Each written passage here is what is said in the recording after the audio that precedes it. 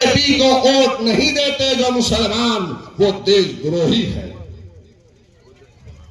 इनको वोट दिए तो देशवासी है, मुल्क के वफादार है, और इनको वोट नहीं दिए तो मुल्क के गद्दार है। अब ये गुलाम जब आएगा अपने आका को, अन्ना को लेकर आपके पास में, तो उससे पूछो क्या उसके बड़े भाई ने बयान दिया नहीं दिया? और ये कैसा अजीब मेल है इनका, अजीब प्यार, अजीब मोहब्बत है कांग्रेस और बीजेपी की, कि एक ही घर में एक भाई को कांग्रेस टिकट देती है तो दूसरा भाई आरएसएस का उसको बीजेपी टिकट देती है, और फिर एक भाई फिरका परस्ती के नारे लगा रहा है तो दूसरा भाई आकर मुसलमानों को कहता है, मुसलमानों के दरमियान में, कि मैं सेकुलर हूं, मुझे वोट दो, अगर मुझे वोट नहीं देंगे तो बीजेपी जैसी फिरका परस्त जमात आएगी। अरे हमको समझाने से पहले अपने घर में अपने भाई को समझाया होता कि बीजेपी जैसी फिरका परस्त जमात में कैसा चला गया। याद रखो मेरे मुसलमानों, सब एक है, सब एक है। जब मुसलमानों की बात आती है ना तो सब एक होते हैं, हम अकेले और तनाव हो जाते हैं इमामों में। क्या तुमने नहीं देखा कि ज्ञानवापी का मसला आया तो सब खामोश थे, कांग्रेस खामोश थी, एनसीपी खामोश थी, सब खामोश थे, लेकिन ज्ञानवापी कर किसी ने बोला तो असदुद्दीन ओवैसी ने बोला। हमारी शहरियत को छीनने की कोशिश की गई, एनआरसी और सीए जैसा काला कानून लाकर सबके सदन में, लेकिन कोई नहीं बोला। बैरिस्टर असदुद्दीन ओवैसी साहब ने उस बिल को फाड़ा। हालिया दिनों में हमारी पुरखों की जायदाद आबो अजदाद ने मस्जिदों को, दरगाहों को, जमीनों को वक्फ किया कि आने वाली नस्लों के काम में आएंगी। तो जमीनों को हासिल करने के लिए, वक्फ की हराजियात को हासिल करने के लिए, छीनने के लिए बिल बनाया गया। तो सबसे पहले कौन ठहर कर सदन में बोला?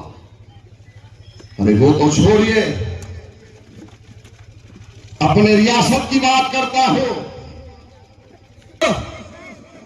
कि मस्जिद जो कोल्हापुर में आती है, उस मस्जिद ने बाढ़ पीड़ितों को सहारा दिया था। वही विशालगढ़ की मस्जिद थी जो चंद दरिंदों ने जाकर मस्जिद को ढाने की और शहीद करने की कोशिश की। उस मस्जिद ने न हिंदू देखा न मुसलमान देखा, जो भी बाढ़ पीड़ित थे मुसलमानों ने वहां की मस्जिद की कमेटी ने बुलाकर उनको उस मस्जिद में सहारा दिया। विशालगढ़ की, कोल्हापुर की वो एक ऐसी वाहिद मस्जिद थी कि कोरोना काल में उस मस्जिद ने कई हिंदू और मुसलमान बीमारों को, जिनको कोरोना हो गया था, वहां पर उनका इलाज करवाया। उसी मस्जिद को शहीद करने के लिए गए। कौन गया था? कांग्रेस का वहां का लीडर, उसका बेटा वो जाता है विशालगढ़ को। अरे विशालगढ़ का इतना बड़ा मसला, महाराष्ट्र की असेंबली में अन्ना था। क्या अन्ना ने विशालगढ़ पर बोला अन्ना ने क्या बोला? अन्ना ने विशालगढ़ के मसले पर, उस दरगाह के मसले पर बोला? राणे जो भोग रहा है, रात दिन भोग रहा है, उसके खिलाफ बोला? अरे वो तो छोड़िए, रसूलुल्लाह सल्लल्लाहु अलैहि वसल्लम की शान रिसालत में एक गुस्ताख जो अहमदनगर का है, उस रामगिरी ने अल्लाह के रसूल की शान में गुस्ताखी की। तो यहां पर कुछ नौजवान एहतजाज कर रहे थे तो कांग्रेस के गुलामों ने अन्ना को फोन किया और कहा कि आइए, अल्लाह के रसूल की शान रिसालत में गुस्ताखी हुई है, इनका समर्थन कीजिए। तो कहा कि नहीं, मैं आऊंगा तो मेरा समाज नाराज हो जाएगा।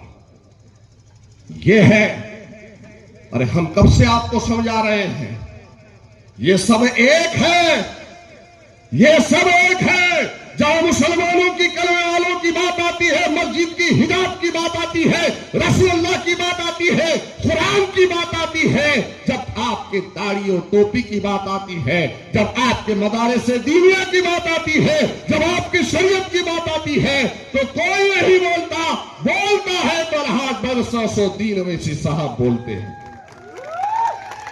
मजलिस बोलती है। याद रखो मेरे प्यारे मुसलमानों, अपनों का दर्द अपनों को होता है, गैरों को नहीं होता। हम आपके अपने हैं। आपकी तकलीफ में वाजे गांव वालों ने जब कभी भी आवाज दी, सादिक से, शाहिद से, इमरान से, सबसे पूछ सकते हैं, अकरम साहब से, कि मैं आपके दरमियान में रहा, हर वक्त आपके दरमियान में रहकर आपके मसाइल की तर्जुमानी किया। याद रखो, एक मर्तबा आप अपनी इत्तेहाद का मुजाहरा करो, एक मर्तबा आप मजलिस इत्तेहाद मुस्लिमीन को यहां से कामयाब करो।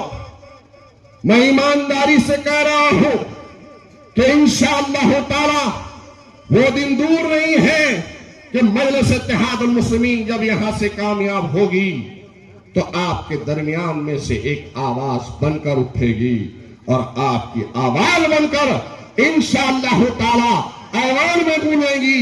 मैं आपको ये कह रहा हूं कि आप सब मिलकर मजलिस के शाना माशाना चले, आप सब मिलकर मजलिस इत्तेहाद मुस्लिमीन का दामन थामे।